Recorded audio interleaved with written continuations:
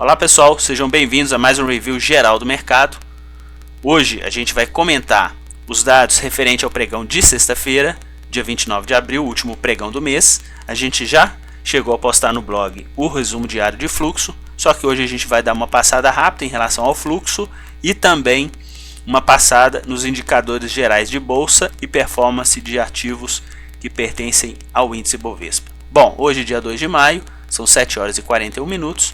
O Ibovespa na sexta-feira fechou em queda de 0,74, fluxo vendedor, inclusive expressivo, né? A gente chegou até a comentar que o último pregão do mês é fechamento de grandes fundos e eles atuaram aí na ponta vendedora no nosso mercado através das corretoras estrangeiras que a gente acompanha. Praticamente aí 600 milhões de reais no mercado à vista e no mercado futuro 158 milhões para o Ibovespa futuro, também na ponta vendedora, e na ponta compradora no dólar futuro em pouco mais de 23 milhões de reais. Bolsas americanas na oportunidade também caíram no mercado sexta-feira. A moeda americana no nosso mercado, o dólar comercial e também o dólar futuro com desvalorização de pouco mais de 1%. E a gente chegou até a postar na sexta-feira pela manhã um gráfico que refere-se ao comportamento do fluxo estrangeiro para o dólar futuro no segmento BMF em relação à posição vendedora dos contratos.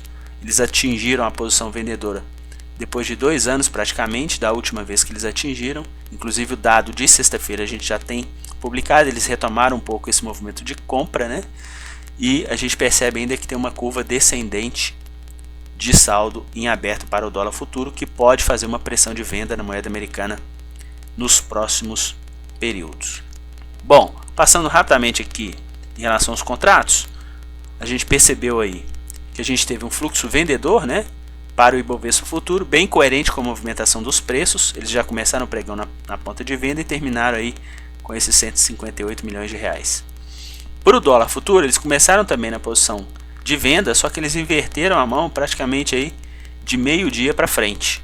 Eles chegaram a ficar aqui com 0,86, né, ou seja, 860 mil em relação à posição compradora, mas depois eles intensificaram a movimentação de compra a partir desse momento que a moeda americana estava sendo cotada em 3.485, né? A gente perdeu aí para 3.469, cerca de 16 pontos em relação a essa cotação, só que eles atuaram aí na ponta compradora no dólar no pregão de sexta-feira.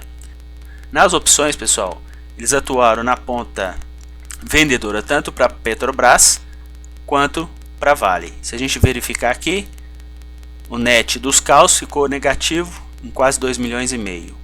O net de puts ficou positivo em quase 1 milhão de reais. Então, quer dizer, projeção de queda aí de praticamente 3 milhões e meio para as opções de Petrobras. No caso de Vale, mesma coisa. Net negativo para calls e net positivo para puts. Se a gente fizer aqui uma projeção, dá praticamente aí 2 milhões de reais com projeção de queda para o ativo.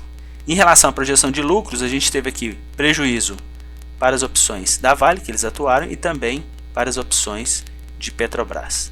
Se a gente voltar lá nos ativos, a gente vai conseguir perceber que os ativos que eles atuaram na ponta compradora gerou um pouco mais de 100 milhões de reais, que teve uma variação média negativa de 0,78. E os ativos que eles atuaram na ponta vendedora, que inclusive foi o volume expressivo, né, do dia, teve uma variação negativa de 1,44 com volume de 447 milhões. Eles ganharam dinheiro nos ativos que eles venderam e eles perderam dinheiro nos ativos que eles compraram. Como o volume de venda foi bem maior e a variação média também foi maior, deu aí uma projeção de lucro interessante para esse fluxo estrangeiro que a gente acompanha de pouco mais de 5 milhões e 700 mil reais. Em relação ao mercado futuro, eles tiveram lucro no Ibovespa futuro, mas eles devolveram aí boa parte, praticamente 5 milhões de reais do prejuízo de projeção no dólar futuro. Então, quer dizer, 4 milhões e 100 de prejuízo no mercado futuro e 5 milhões e 700 aí de projeção de lucro no mercado à vista. Nós vamos falar também de alguns indicadores referente às bolsas mundiais que fecharam no mês de abril. Bom, Ibovespa a gente acumulou mais um mês de alta, 7,7%. No ano a gente já acumula 24% de alta por Ibovespa.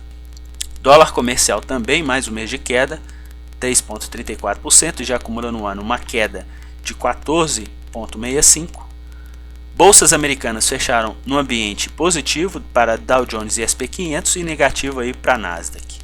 A gente está percebendo aqui que Nasdaq está com uma queda anual de 4,63, né? Uma queda do ano de 2016, e Dow Jones e S&P 500 aí com uma alta de 2% e 1%, quer dizer, uma leve alta em relação à cotação do ano de 2016. Bolsas europeias fecharam todas em alta para o mês de abril, mas ainda acumulam queda no acumulado do ano de 2016. O interessante a gente observar aqui, nas bolsas asiáticas fecharam negativos Nikkei e Xangai, e positivo a bolsa de Hong Kong. Então a gente tem aqui nas bolsas asiáticas quedas expressivas, né? Tanto para o índice japonês quanto para a bolsa chinesa de Xangai, e um pouco menos expressiva, né, em relação a esse movimento de Xangai, a bolsa de Hong Kong, que cai pouco mais de 3% no ano de 2016.